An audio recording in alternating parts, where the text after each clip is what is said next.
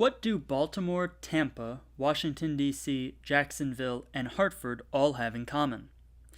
These cities ranked in the top 5 for this year's Best American Cities for Women in Business ranking. Hartford managed to come in third, the only city in New England to be included in the top 20. So what does this all mean for Connecticut's capital city?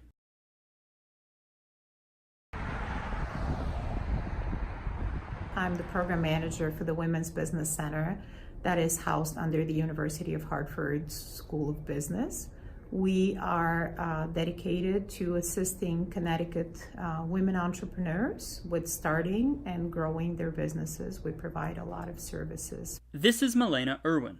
The Women's Business Center at the University of Hartford was specifically identified by the Women in Business ranking as a contributing factor to Hartford's high position on the list. The ranking itself was compiled by sharefile.com and reported on by Bernard Cavalier's Connecticut By The Numbers blog.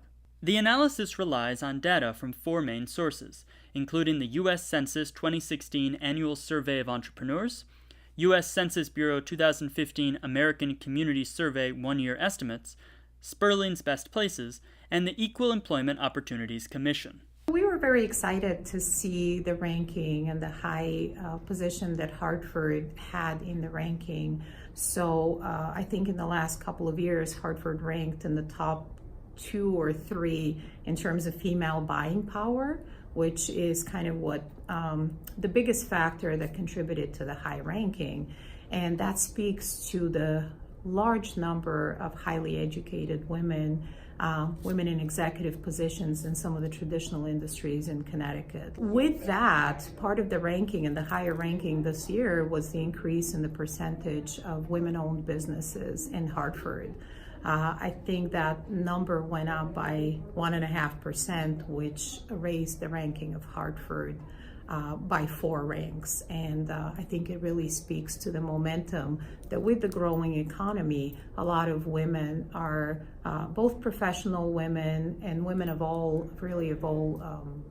walks of life and vocations are taking to explore their entrepreneurial dreams and make them a reality. The ranking used a set of 4 criteria to make its determination: percentage of women-owned businesses, executive jobs held by women, women versus men wage gaps, and the buying power of women. I think some of it is the general momentum in industries across the country of raising the ranks of female executives and women. All of these are related. You know, women as they get into higher positions of power and higher positions in their jobs, obviously their purchasing power increases. One of the other factors that was looked at was the wage gap between women and men, and Connecticut is probably not in the top for that, but definitely seeing a progress for that.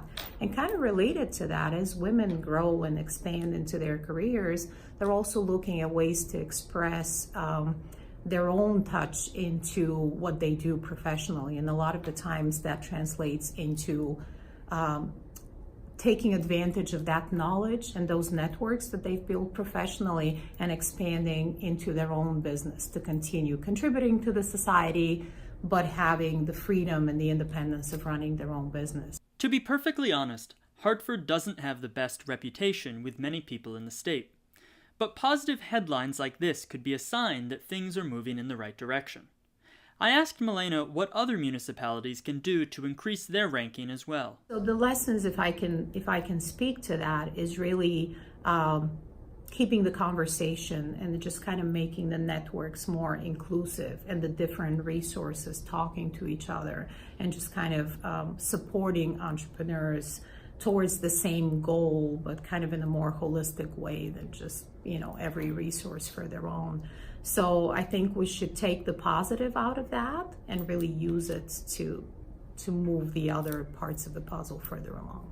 We really need to be appreciative of everything that exists in Hartford.